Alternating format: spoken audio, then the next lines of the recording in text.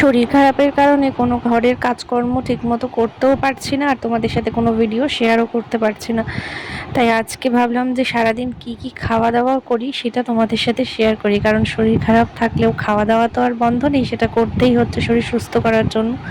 এই যে সকালবেলা উঠেই আগে ব্রাশ করে ওষুধ খেয়ে নিয়েছি, আর তার সাথে খেয়ে নিয়েছি অনেকটা জল, কারণ আমাকে সারাদিনে 6 থেকে 7 লিটার জল খেতে হবে, যেহেতু পাথর হয়েছে সেটা যাতে বেরিয়ে যায় তার জন্য।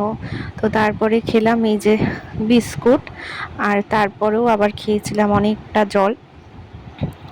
এই যে ব্রেকফাস্টে আজকে তোমার দাদাভাই এখানে আম দিয়ে মুড়ি দিয়ে খাচ্ছিল, আমি অল্প একটু আম খেয়েছিলাম আর সাথে শুকনো মুড়ি খেয়েছিলাম। আসলে জল এত পরিমাণে খাওয়া হচ্ছে যে খিদেটাই লাগছে না, আবার কিছু না খেলে জলও খাওয়া যাচ্ছে না, এটাই হচ্ছে সমস্যা। তো আজকে দেখো দুপুরে হিয়ার জন্য যেই তরকারি রান্না হয় সেই তরকারিও আমার জন্য রান্না হয়েছিল, তো সেই তরকারি দিয়ে আমি ভাত খাচ্ছি। আর এই যে বাকি যে মাছের ঝাল, কাটি কচুর তরকারি, লাউ, এগুলো সব তোমাদের দাদাভাই কিন্তু খেয়েছে। পেটের সমস্যার জন্য আমি এখন একটু হালকা পাতলা খাবার খাচ্ছি। তো সন্ধ্যের সময় খেয়েছিলাম পেঁপে, তারপরে আবার মা একটু মুড়ি চানাচুর দিয়েছিল খিদে পাচ্ছিল বলে, তো সেটাই খেয়ে নিয়েছিলাম। আর আমি এখান দিয়ে ভিডিও করছিলাম, আর দুষ্টুবুড়ি পাশ থেকে বলছিল সবাই ভিডিওটাতে লাইক করো, সাবস্ক্রাইব করো। আসলে সবসময় আমার কাছে শুনে শুনে এখন ভিডিও করতে দেখলে ও বলে এই কথাগুলোই।